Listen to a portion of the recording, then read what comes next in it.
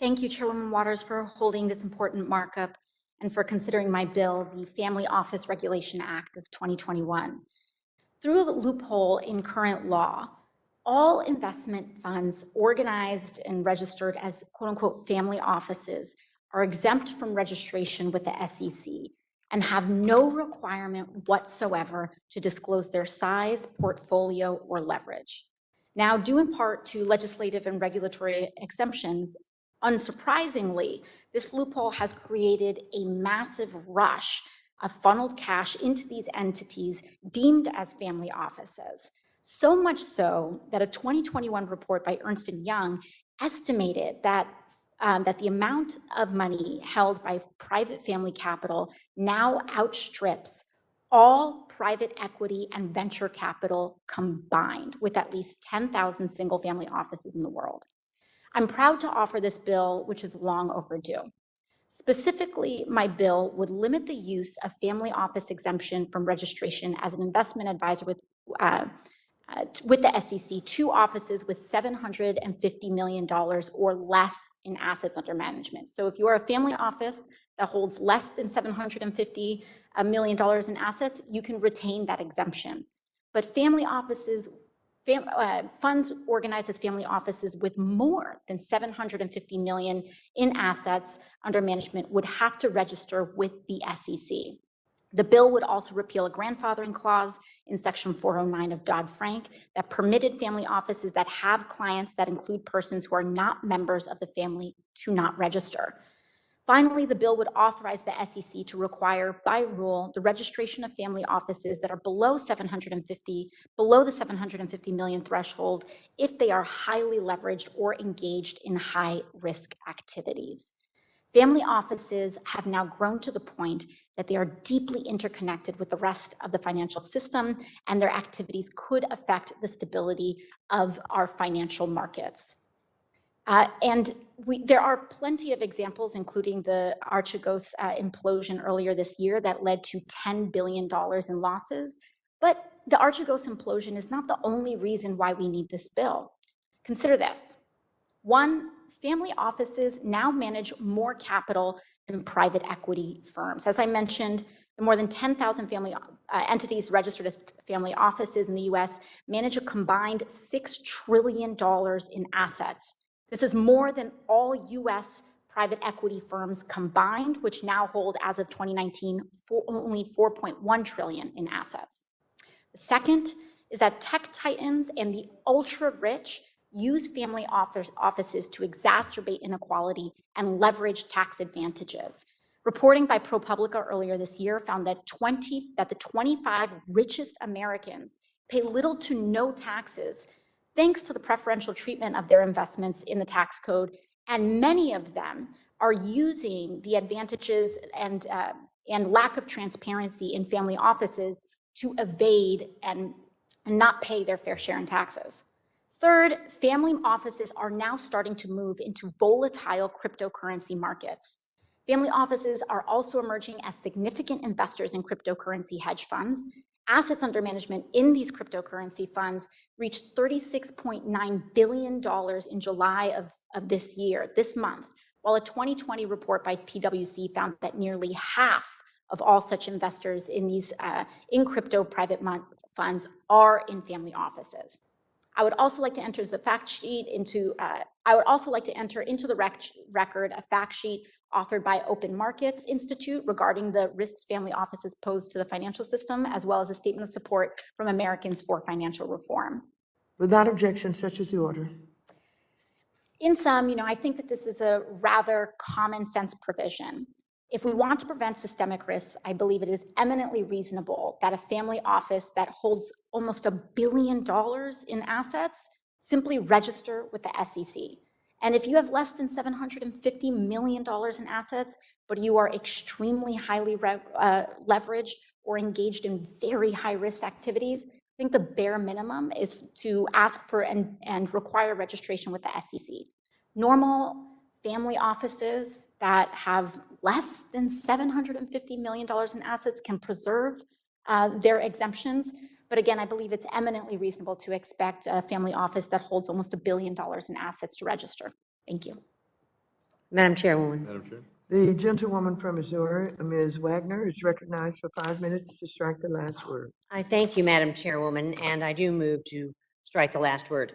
This bill is a pretty significant rollback of the SEC's family office rule. So I have a couple questions for the gentlewoman from New York, Ms. Ocasio-Cortez.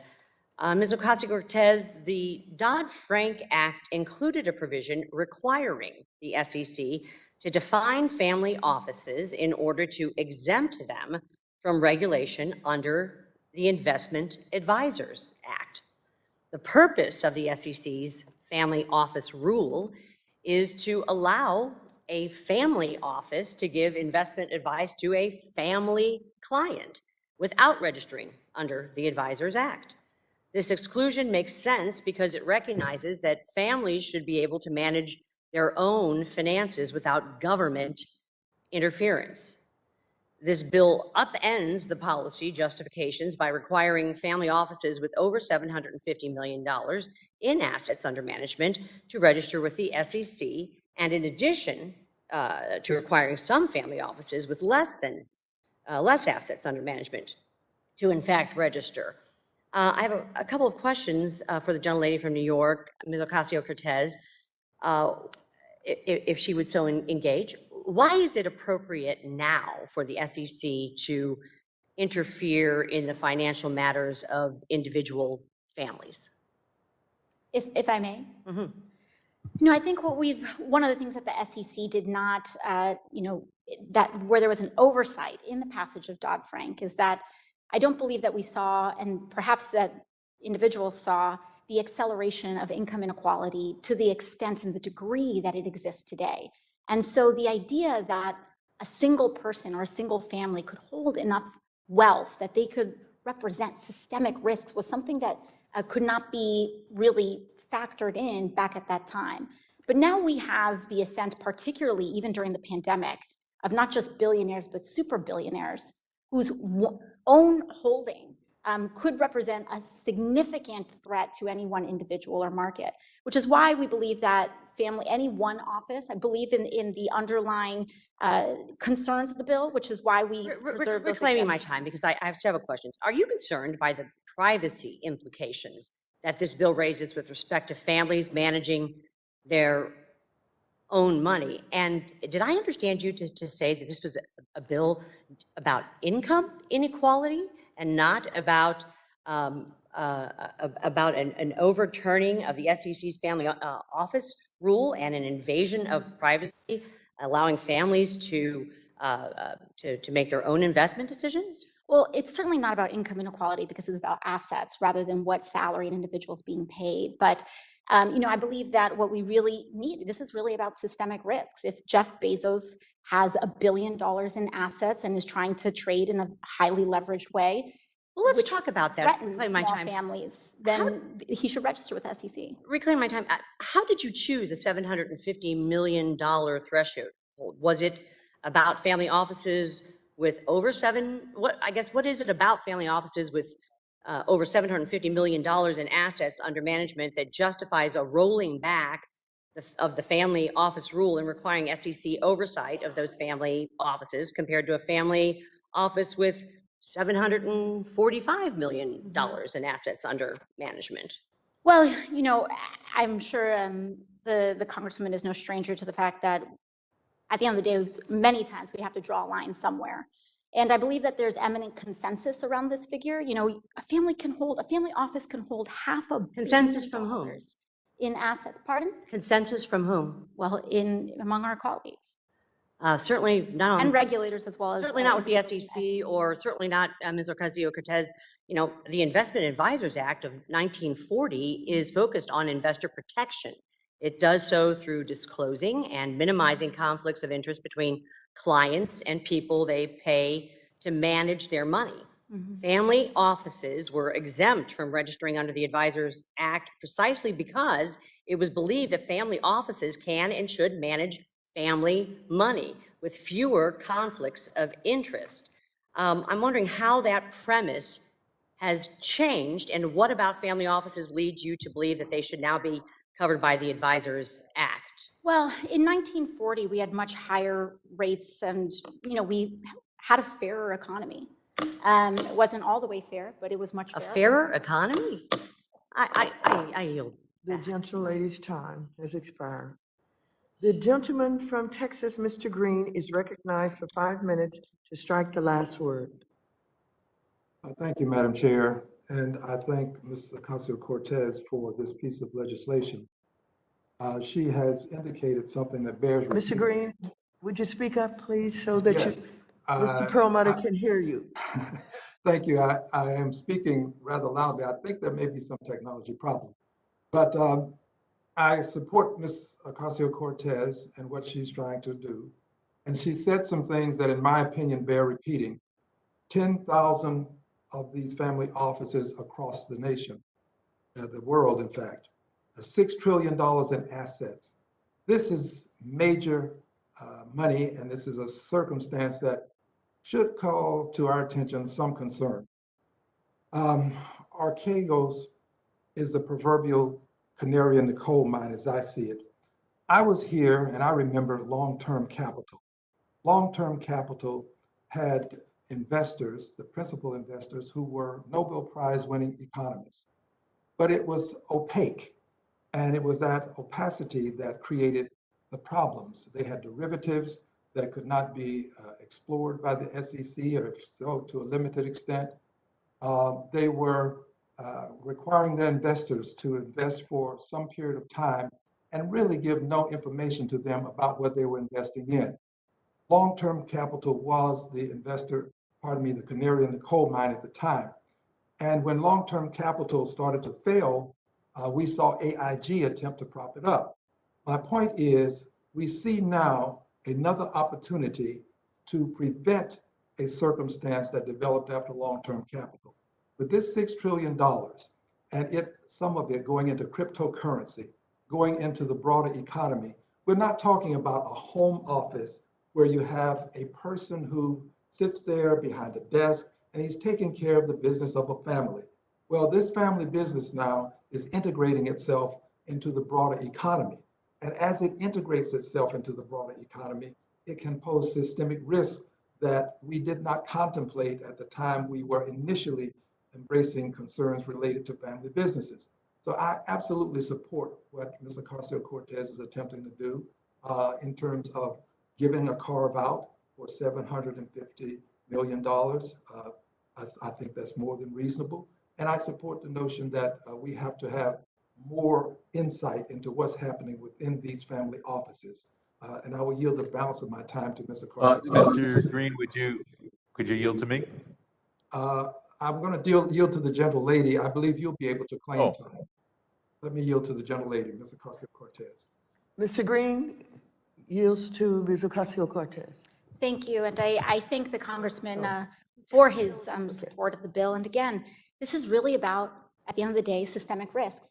And when there's concentrations of wealth, and then when there are shadowy entities that are allowed to escape all oversight, no matter their size, no matter how much risk that they're taking on, that presents a systemic risk to our financial system. And ultimately, this is a pretty basic requirement. It's simply registration with the SEC if you have nearly $1 billion in assets, or if you are engaged in extremely high risk financial activity.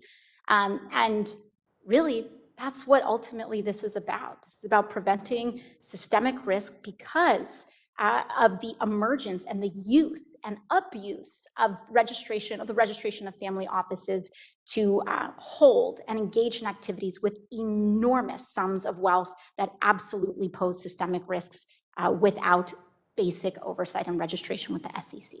Thank you. The time belongs to Mr. Green. Will the gentleman from Texas yield?